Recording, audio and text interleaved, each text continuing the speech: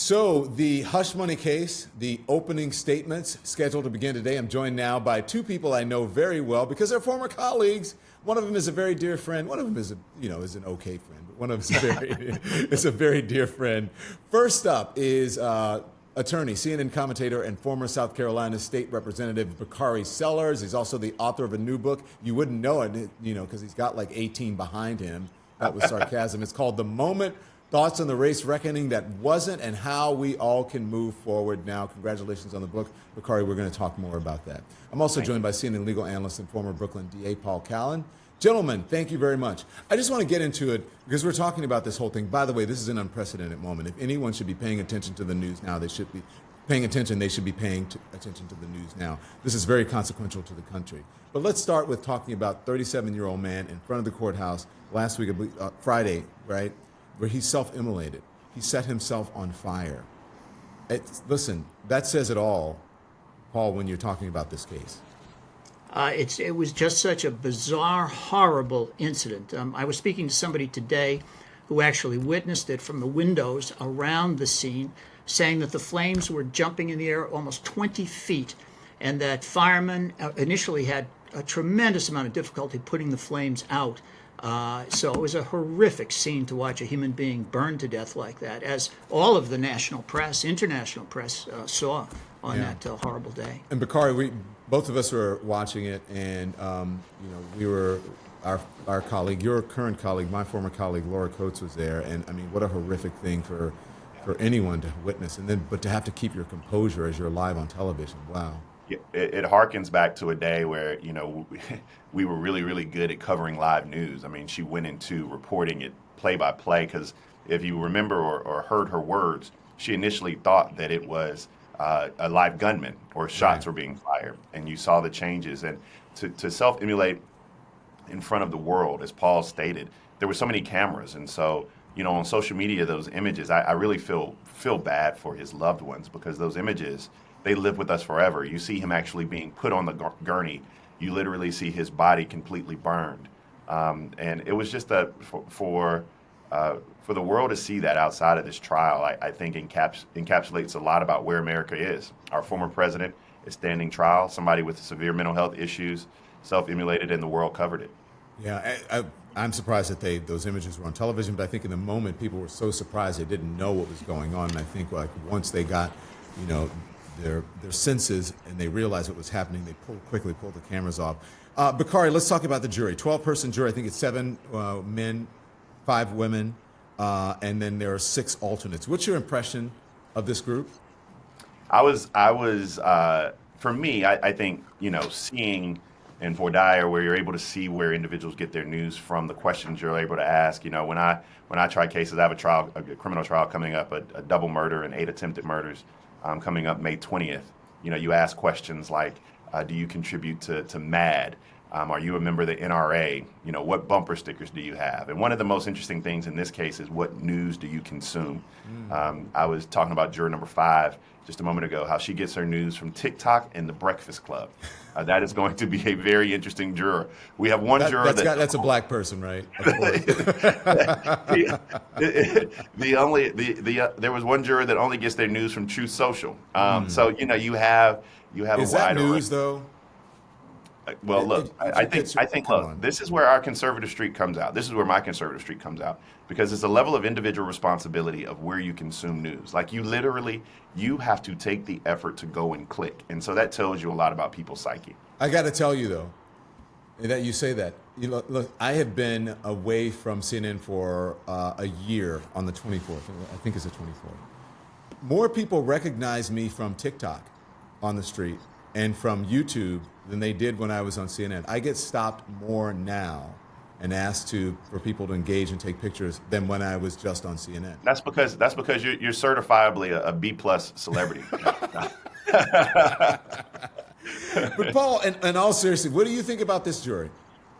Well, it's a classic Manhattan jury. I've picked a lot of juries in Manhattan in criminal cases and civil cases, and you generally get very well-educated people. You generally get a lot of people who are in finance, or they're lawyers, or they're professionals, and you do get some ordinary working people as well, but far fewer than you would in the other boroughs. They're usually very bright jurors. They're usually it's strange picking them because sometimes they get insulted by lawyers repeating themselves. You know, there are lawyers out there, they just repeat themselves in voir dire or voir dire, as we say in the South sometimes.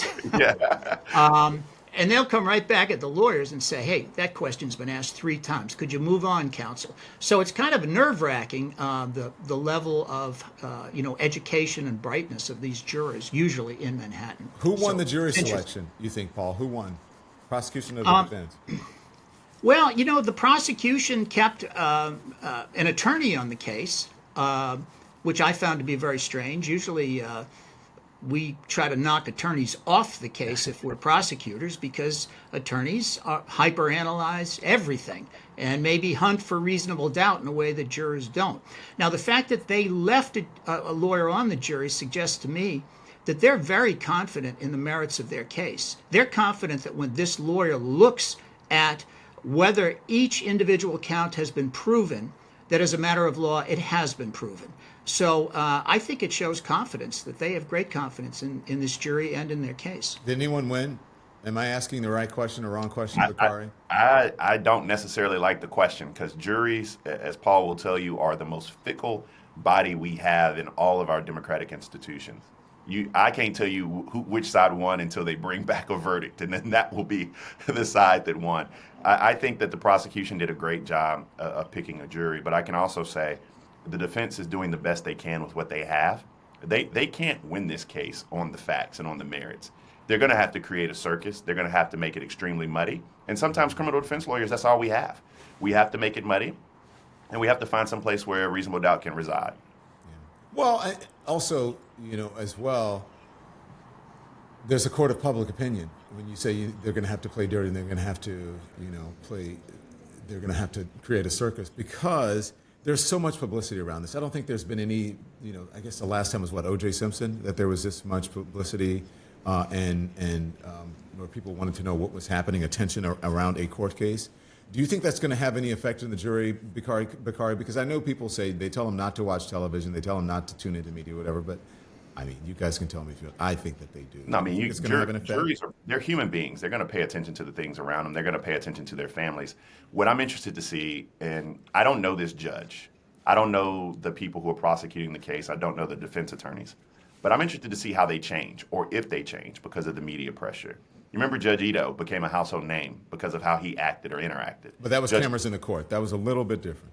Judge Clifton Newman, he's decently a household name now. He was just the judge in the Alec Murdaugh case in South Carolina, where the lawyer killed his wife and son and stole all the money.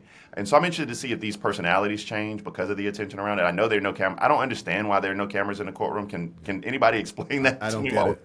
I mean, that's a rule in New York, but I think there should be transparency. Go ahead. If you hearken back to Judge Ito, I think that's the answer to that question.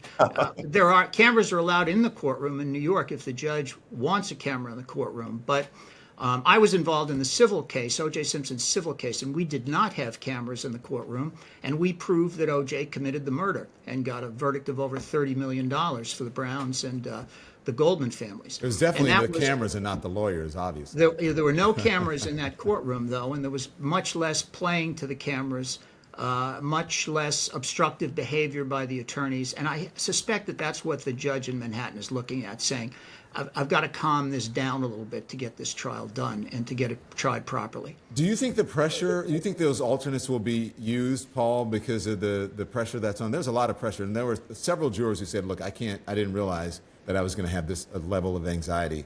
I would not want someone judging a case if they felt like me. There were several and they're concerned about being doxxed and outed. Well, Don, in my experience, they're almost always seated, one or more of the alternate jurors, in just a garden variety case. People have personal problems, they have doctor's appointments, they have things that will cause them to miss certain aspects of the testimony. And in a high-profile case like this, it was very wise to select 6 alternates, because I guarantee you some of those alternates will wind up on the jury in chief by the end of this case. Interesting. Let's talk about opening statements. Bakari, do you think that that some of the alternates will have Oh to be? yeah, I mean, Paul's correct. I mean, you run through one or two alternates in a regular case. You'll in a case like this, I mean, you'll have issues that arise, and they're going to be well. Pay attention to issues that come up, deliberating before all the evidence is heard, things like that. When they go in the back, those would be issues that I'm interested in seeing if they pop up and arise. So I think the court is cut short today. Obviously, I know court is cut short today. It's ending early because of the holiday, because of the Jewish holiday. But do you expect to hear from the Trump camp? What do you expect? Anything? Well, look, I'm of the school, and this is a relatively old school belief of trial lawyering, that you do not want to tell the jury that they're going to hear something or promise them something and then do not follow through, because you lose your credibility with the jury. And so I usually come in, introduce myself, tell the jury what I'm going to talk about it, and then tell the jury what I just talked about. Like, I just keep it as simple as possible in opening statements. I know, although there are no cameras in the courtroom, I believe there are going to be lawyers that try to make their name, and so that will begin in opening arguments. I think that people are going to do things that they would not otherwise normally do in opening statements. Paul, you can respond to that. And what about the prosecution? Well, yeah, I have to agree with Bakari on that. And defense attorneys, for the most part, are kind of low-key in their opening statements because they're not sure where the case is going to go. But you have this other thing going on, and that is that a good trial lawyer is a good storyteller. And a trial is a story about a crime. And there have been a lot of studies that indicate that jurors are really, they start to really make up their minds as early as opening statement. So you really want a powerful opening statement by both sides. And I think as a prosecutor, most of the time prosecutors are just very factual, like that old Dragnet show from the 1950s, just the facts, ma'am, nothing else. Defense attorneys tend to be more emotional, and that's kind of the way it goes. I've seen some of the reports about the initial opening here, and it sounds like the prosecutor has been very factual, laid out, a rather clear theory. I haven't seen the reports on the defense opening yet, but I'm betting Bakari's right. It's going to be vague because you don't want to commit to something that you can't prove. And who knows? Is Trump going to take the stand? Is he not going to take the stand? Maybe they won't have to offer evidence that they thought they would have to offer. Well, let me follow up. Do you think he's going to take the stand? He said he's indicated that he wants to. Let me just say this. Let me jump in real quick. As a lawyer, you do not want Donald Trump taking the stand. Yeah. However, you also may not be able to control your client. It's a game time decision. Usually, my clients usually have a criminal record, so you don't put them up there. You got to realize that if they put Donald Trump up there, there's a number of things they can talk about. They can talk about E. Jean Carroll. They can talk about his contempt. They can talk about those things. And so a lot of times that goes to his character, that goes to his fitness. I'm not a huge proponent of putting a client that I don't know what the hell he's going to say up there, but you may not have a choice if your client is Donald Trump. Paul, do you think he'll take the stand? He's like, I want to take the stand. Nah, not in a million years. Really? I don't see him taking the stand because there is so much stuff in his background that can be used to hit him over the head on the witness stand that despite the fact that he kind of thinks he's perfect and that he can't be hurt and he doesn't like listening to lawyers, look at his history as a litigator.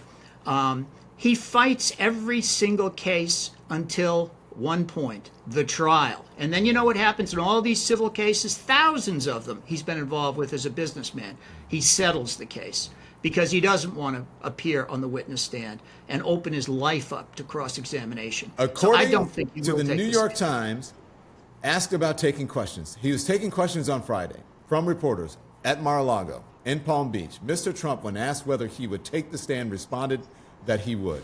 And I quote, "I am testifying.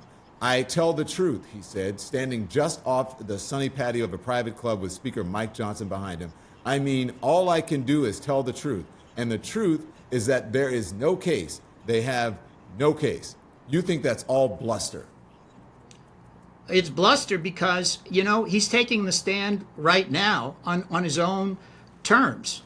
He doesn't have to answer a lawyer's questions. He does a press conference, and he's hoping those statements will leak back to the jury and that they'll be well aware of what his defense is in this case without him taking the stand. Bakari, Paul said that, was it you? I think you said that people start to make their minds up as opening Paul statements. said that, yeah. Paul said that. So do you, and if they do, people have been affected by his mood, by his behavior in court, the jurors, glaring at them, making faces, sleeping, among other things, that reportedly. So that is going to have an effect on the jury. They're going to be paying attention. And if even to just every sort of, batting of an eye or what have you, he can't control himself. No, he can't. I mean, he's going to be a terrible witness. And imagine when, my question is, he's testifying even when he's not, because they're going to pay attention. Yeah, his behavior is being analyzed. I mean, you have to, you tell your client all the time before you walk into court, the jury is looking at every single thing you do.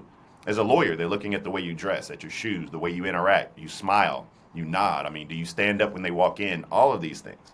So they're looking at every single thing you do. And imagine Donald Trump on the stand when the prosecution asks, isn't it true, Mr. Trump, that while your wife was pregnant, you had an affair with a porn star named Stormy Daniels? He's going to lose his mind. These leading questions that, isn't it true that such and such, that on cross-examination you can ask? I just when he lashes out, that's not going to help anything.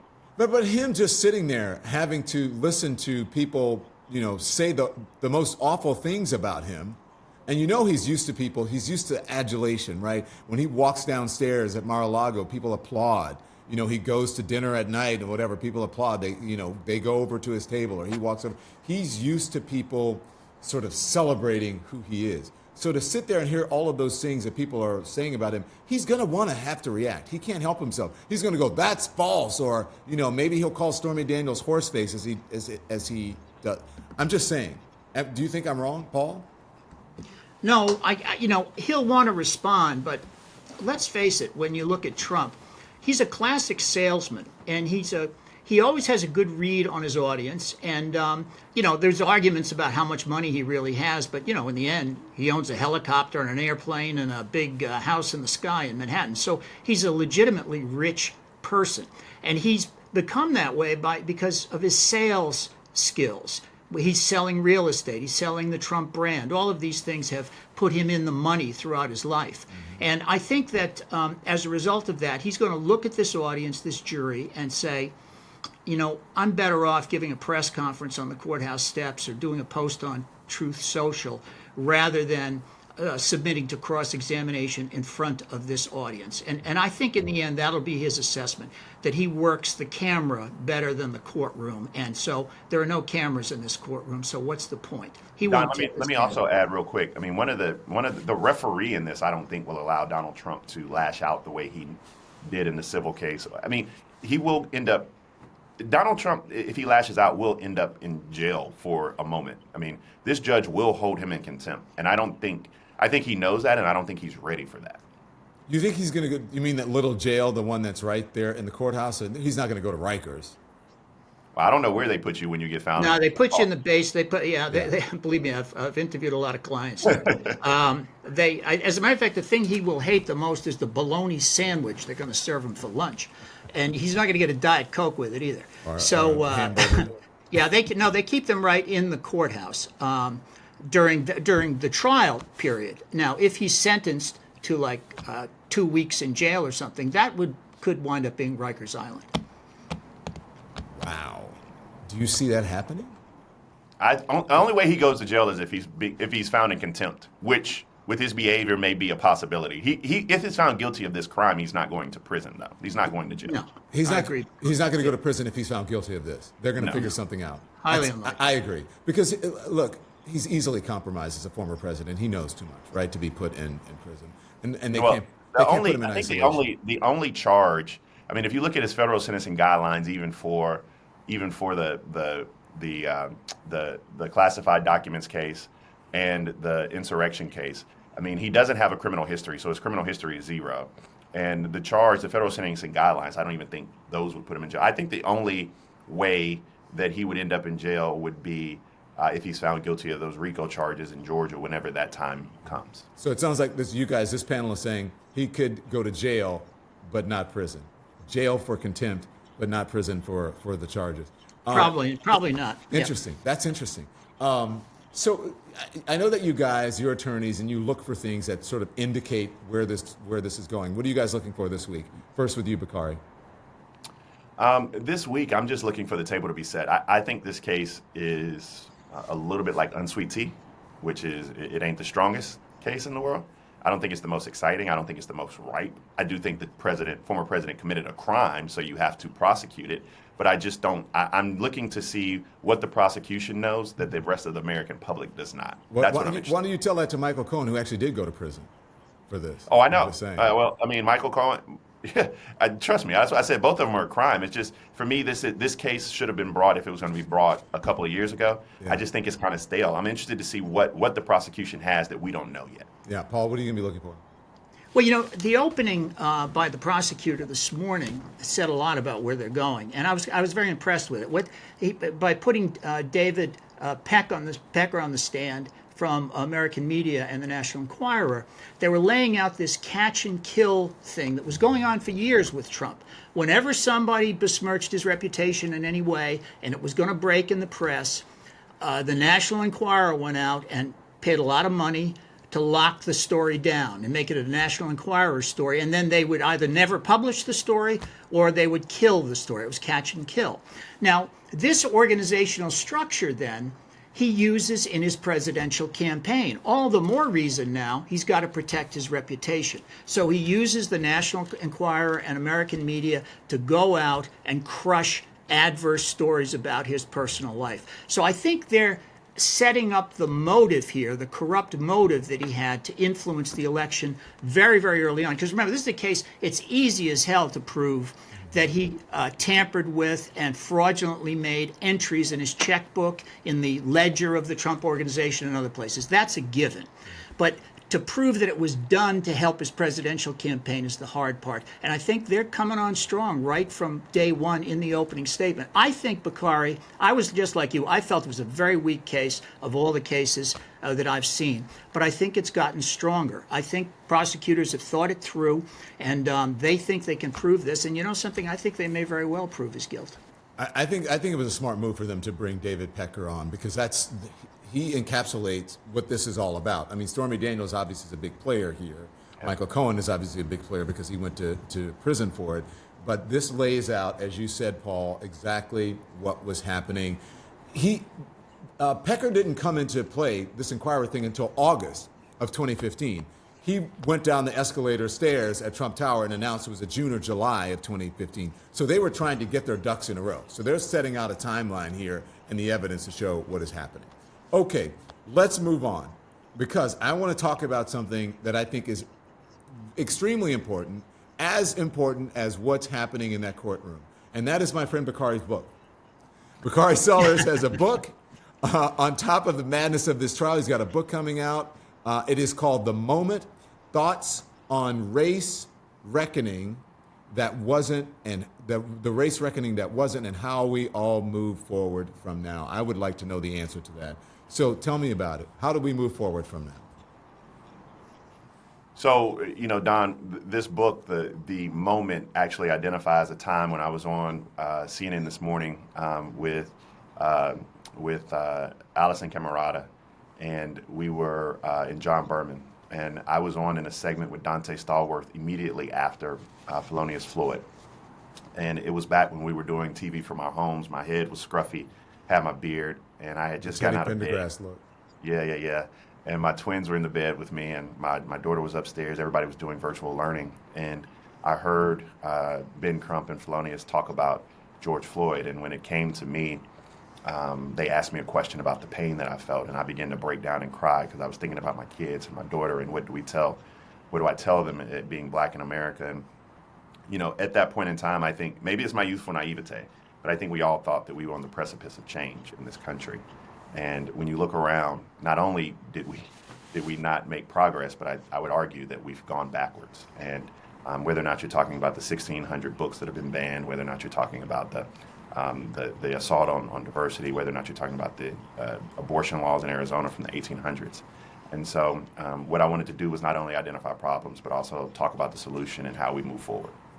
But you know what I find interesting, Bakari, is from what I've read of the book, is that you not only hold the larger culture accountable, which means white folks, you also hold black people accountable as well Sure. for what's happening. Explain that to the people. Yeah, no. What I oftentimes say is that we have to, accountability is so important. Like that, I mean, that is why you're good at your job, Don, because you hold everybody accountable, no matter their political persuasion, what they look like, friends or not friends. You hold them accountable.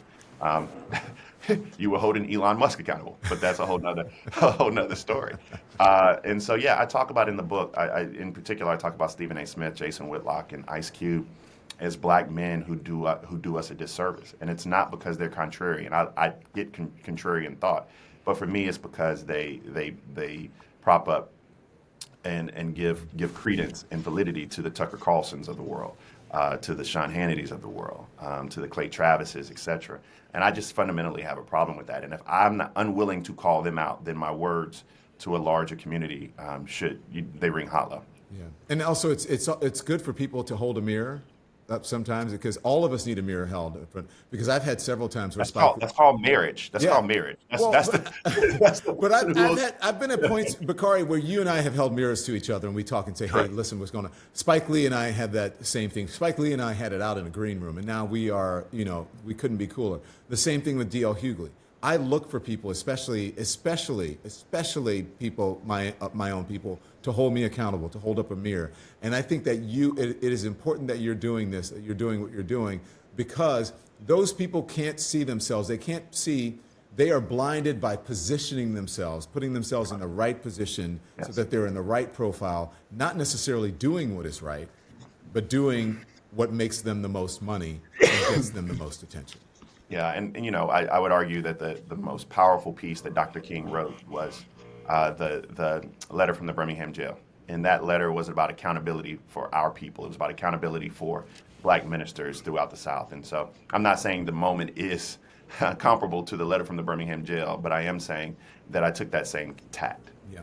The book is called The Moment: Thoughts on the Race Reckoning That Wasn't and How We Can All Move Forward Now. I would suggest Look at this picture, Don. Look at this picture. Is that not handsome right there? Look how handsome that is. Is that the Teddy Pendergrass? That ain't you. That's Teddy Pendergrass. That's a young Teddy Pendergrass.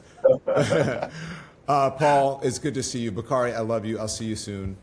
I love you. Give my best to your family, please. Take care, You as Don. well. Good to be with You as well. All right, Thank bye-bye. you, guys.